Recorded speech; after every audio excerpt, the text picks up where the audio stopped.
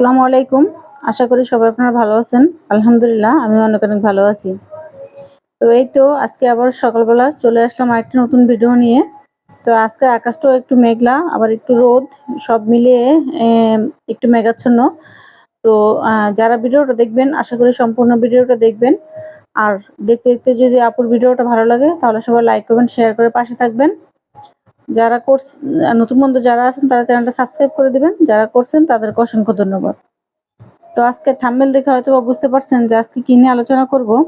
আসলে হঠাৎ বৃষ্টির পরে আবার দেখা যায় হঠাৎ করে রোদ ওঠে। তো তখন দেখা যায় আমাদের বাগানের ছোট বড় গাছগুলির যদিও একটু কম সমস্যা হয়, তো ছোট চারা গাছগুলির সমস্যাটা একটু বেশি হয়ে যায়। তো এমনিতেই এবার শীত আমাদের একটু দেরি করে আসতেছে। আর গরম বৃষ্টি যেহেতু এবার একটু দেরি করে গেছে, শীতও কিন্তু একটু দেরি করে আসতেছে। তো যার কারণে দেখা যায় আমাদের গাছগুলি কিন্তু সঠিকভাবে কিন্তু বাড়তে পারতেছে না। এই যে আমার লাউয়ের চারাগুলি এখানে কিন্তু একই সাথে চারা। তো দেখেন এখানে কিন্তু কিছু ক্ষেত্রে দেখা যায় ২ টা চারা খুব বড় হয়ে গেছে আর ২ টা চারা কিন্তু এখনো ছোট আছে। তো এরকমই হয়ে যায়।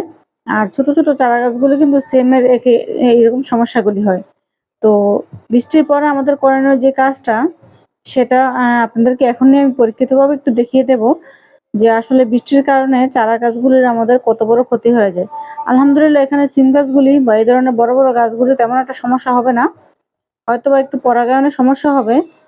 যদি বৃষ্টি হয় দেখা যায় পরাগায়নটা যখন হয় তখন আ ফুলগুলি তখন আর পরাগায়ন থাকে না, পড়ে যায়। এটাই হচ্ছে সমস্যা। তাছাড়া গাছের তেমন একটা কোনো ক্ষতি হবে না।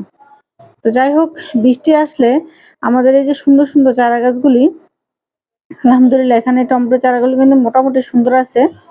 তো এইটুকু আমি যে কটা চারা দিছি, তো একটু বেশি করে দিয়ে দিছিলাম যাতে করে যখন দেখা যাবে যে যদি কোনোটা নষ্ট হয়ে যায়। তো এই যে দেখেন অলরেডি এখানে কিন্তু আমার একটা চারা কিন্তু নষ্টের দিকে চলে গেছে। তো এই চারাটা আলহামদুলিল্লাহ মোটামুটি ভালো আছে। এখানে ৩ টা চারা ভালো আছে। আরো একটা চারা কিন্তু আগেই নষ্ট হয়ে গেছে। আবার এখন এই চারাটা কিন্তু প্রায় নষ্টের পথে। তো এটা হওয়ার একটা কারণ হচ্ছে এই যে হঠাৎ করে বৃষ্টি আর এই যে রোদ। হঠাৎ বৃষ্টি করলে কি হয়, পানিটা দেখতেই পারতেছেন টবের মাটির যে মাটিটা কি পরিমাণে ভিজা আছে। যদিও টবের গোড়ায় পানি নেই, কিন্তু টবের গোড়ায় কিন্তু প্রচুর পরিমাণে কিন্তু মোটামুটি পানি আছে। যেটা এই ছোট গাছের তুলনায় কিন্তু অনেক বেশি। তো সেক্ষেত্রে আমরা যে কাজটা একটু করে দিতে পারি সেটা হচ্ছে যে এই যে এভাবে করে কিন্তু টবের মাটিগুলো আমরা একটু আলতো করে মাটিগুলো একটু খুঁড়ে দেব। খুঁড়ে দেওয়ার কারণে দেখা যাবে এখন যখন আবার একটু রোদ উঠবে তখন কিন্তু খুব তাড়াতাড়ি উপরের মাটিটা কিন্তু শুকিয়ে যাবে। তো এরকম করে যদি যখনই রোদ ওঠে দিনে একবার করে যদি মাটিটা যদি আমরা একটু খুঁড়ে দিতে পারি, তাহলে দেখা যাবে খুব সুন্দর করে উপরের মাটিটা শুকিয়ে যাবে। আর ভিতরে কিন্তু রৌদ্রটা বা বাতাস চলাচলটা একটু ভালো হবে। ভালো হলে তখন দেখা যায় মাটিগুলা শুকিয়ে যাবে। শুকিয়ে গেলে তখন আর দেখা যাবে বৃষ্টির পানিটা তেমন একটা গাছের ক্ষতি করতে পারবে না। আর টমেটো গাছ কিন্তু একটু ভিজা বেশি হলে কিন্তু টমেটো গাছ থাকে না, টমেটো গাছ কিন্তু নষ্ট হয়ে যায়। তো এখানেও সেম একই অবস্থা। ৩ টা চারা দিয়ে দিছিলাম। তো সেক্ষেত্রে একটা চারা কিন্তু নষ্ট হয়ে গেছে। আর এই চারা গাছের তুলনায় কিন্তু আম মাটিতে পানির পরিমাণটা একটু বেশি। কিন্তু যদিও মাটিটা খুব সুন্দর ঝুরঝুরে আছে, কিন্তু চারা গাছের জন্য একটু রিস্ক হয়ে যায়। তো কিছু করার নাই, বৃষ্টি যেহেতু হচ্ছে আর কি করার, কিন্তু আমাদের যে কাজগুলি করতে পারি আমরা সেটা কিন্তু আমরা অবশ্যই করে দেব।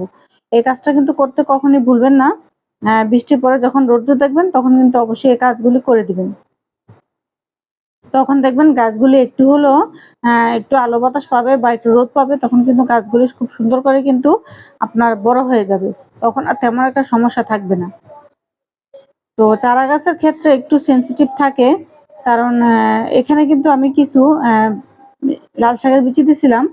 আপনাদের সাথে নিয়ে দিছিলাম। চারাগুলো কিন্তু খুব সুন্দর উঠতেছিল। তো দেখা যায় চড়ুই পাখির কারণে একটা চারাও কিন্তু এখানে আর নাই। লাল শাকের যতগুলি গাছ আছে সবগুলি গাছে কিন্তু চড়ুই পাখি কিন্তু একেবারে শেষ করে দিচ্ছে। তো এখানে আমার মনে হয় কি যে চারাগুলো টমেটোর, এখানে মনে হয় ব্ল্যাক টমেটোর যে চারাটা আছে সেই চারাটা। কারণ আমি অলরেডি অনেকগুলি চারাই করেছিলাম। তো দেখা যায় বৃষ্টির কারণে চারাগুলি আমার সবগুলি বাঁচে নাই। অনেকগুলি চারাই কিন্তু এখান থেকে মরে গেছে।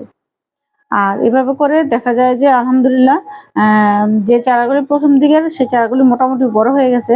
তো এখানে যেহেতু টমেটো গাছটা আলহামদুলিল্লাহ বড় হয়ে গেছে, এটা নিয়েও তেমন কোনো একটা টেনশন নাই।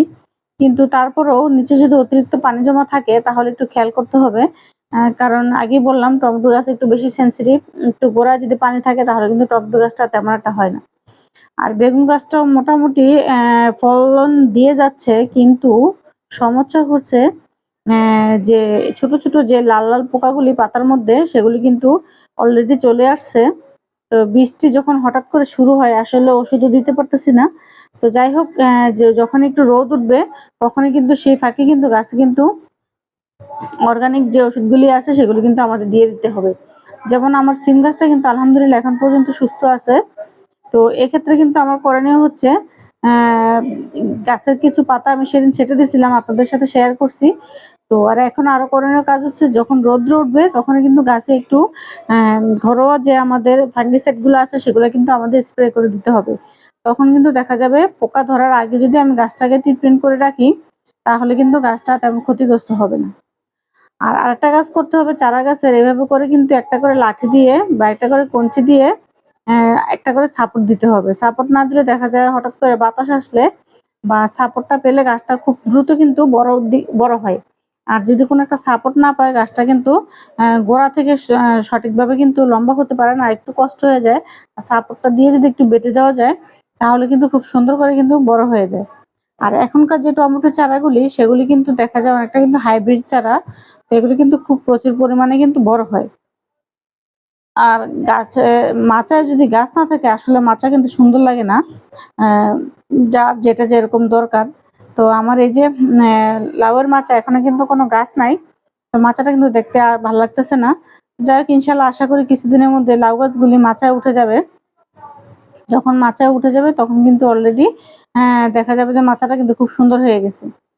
আর যেহেতু এবার রোদ বেশি, শীতের সময়টা এখনো খুব কম, সেহেতু কিন্তু গাছ কিন্তু বাড়ার দিকে এখনো খুব কম মনোযোগ দিচ্ছে।